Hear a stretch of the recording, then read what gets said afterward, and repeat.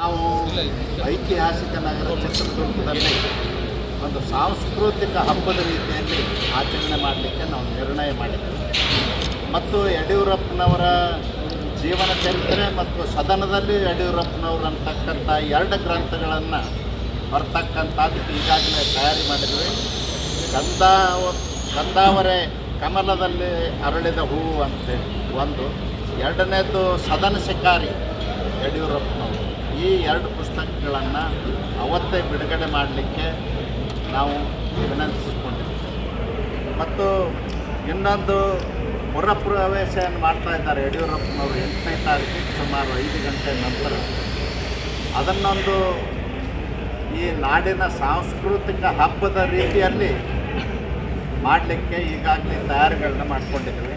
ಸುಮಾರು 24 ಜಾನಪದ ಕಲಾ ತಂಡಗಳು ಈ ಕಾರ್ಯಕ್ರಮದಲ್ಲಿ, ಈ ಮೆರವಣಿಗೆಯಲ್ಲಿ ಭಾಗವಹಿಸ್ತಾರೆ. ಅದರ ಮೂಲಕ ನಾಡಿನ ಕಲಾವಿದರಿಗೆ, ಕವಿಗಳಿಗೆ, ಸಾಹಿತಿಗಳಿಗೆ ಪ್ರೋತ್ಸಾಹಿಸ್ತಕ್ಕಂಥ ಕೆಲಸವನ್ನು ನಾವು ಮಾಡ್ತಾಯಿದ್ದೀವಿ.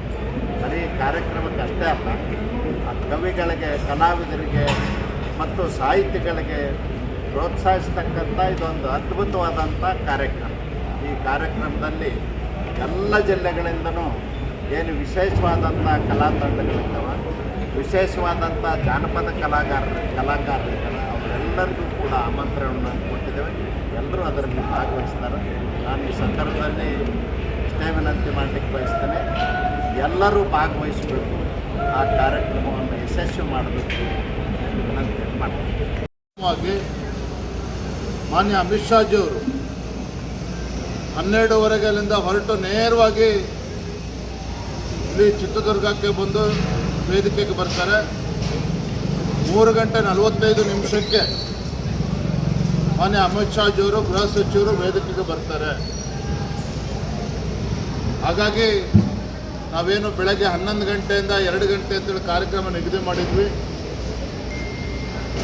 ಈಗಿನ ವ್ಯತ್ಯಾಸದಿಂದ 2 ಗಂಟೆಗೆ ಸರಿಯಾಗಿ ನಮ್ಮ ವೇದಿಕೆ ಕಾರ್ಯಕ್ರಮ ಪ್ರಾರಂಭ ಆಗ್ತದೆ.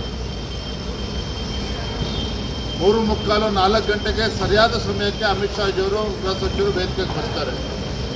ಹಾಗಾಗಿ 2 ಗಂಟೆಯಿಂದ 5 ಗಂಟೆವರೆಗೂ ಈ ಕಾರ್ಯಕ್ರಮ, ಬಿ ಎಸ್ ಯಡಿಯೂರಪ್ಪರವರ ಅಭಿಮಾನೋತ್ಸವ ಕಾರ್ಯಕ್ರಮ ಜರುಗುತ್ತದೆ.